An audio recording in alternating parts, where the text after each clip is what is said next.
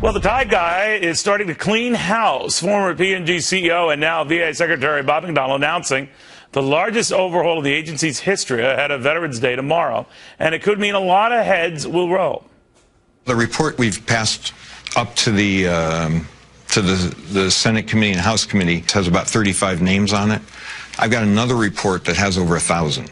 If 1,000 people need to go, give me a sense of what are some of the things that they did. Well, we're simplistically talking about people who violated our values.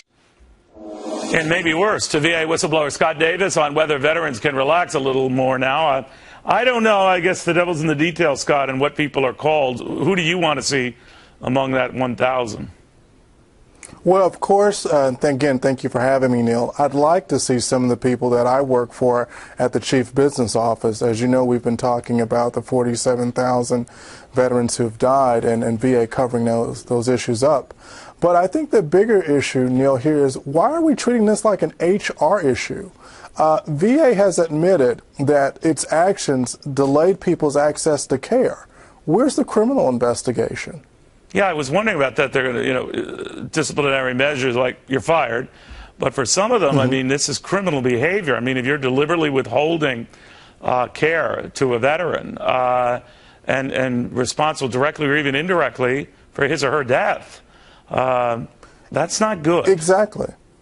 No, it's not. I have the documents in front of me, Neil, that address this issue. One is the standard policy dealing with the removal of senior executives, and the second is the new policies that are passed in lieu by Congress. And basically, they're similar, except that you have a fast-track process to take bad executives through an administrative process to remove them. But again, this doesn't address the fact that several of the people involved are presidential appointees and that the president could automatically fire those people today. He doesn't even have to have Bob McDonnell go through this process. Now, we haven't seen that list of his, who's on it. They might be presidential appointees that would infer, to your point, a presidential authorization to go ahead and fire. But what if they're not? What if they're just middling types or the managers that you answered to who, and that's as high as it goes?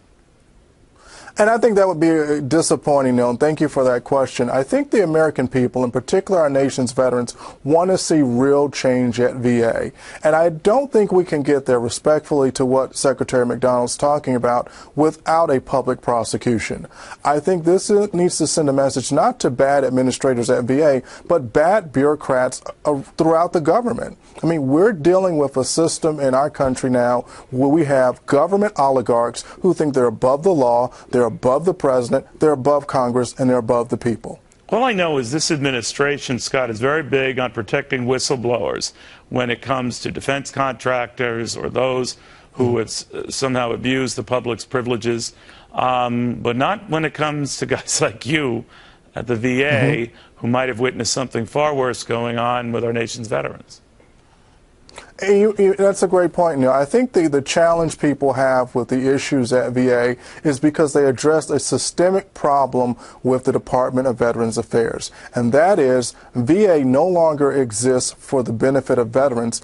It exists for the benefit of VA. It's an entity unto itself seeking to preserve its existence. Well, do you know whether whistleblowers or people like yourself are protected, are heard from, or you still ostracized, you still put aside, you still looked at dismissively, or no? Well, what's changed? Exactly.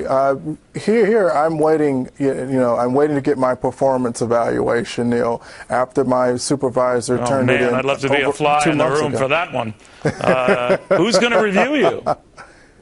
Well, it's going to be Sherry Williams, and if you notice, I've talked about Sherry Williams before. Sure. She is the person who retaliated against me after the whistleblower complaint that was leaked to Rob She has been given Neighbors. the clearance to go ahead and still review you? Someone Absolutely, who brought a Neil. lot of these shenanigans to light, including questionable calls on her part. She's your reviewer? The person that's now being looked at by the Office of Special Counsel is going to do my review. Okay, that should go well. Scott Davis. Wow.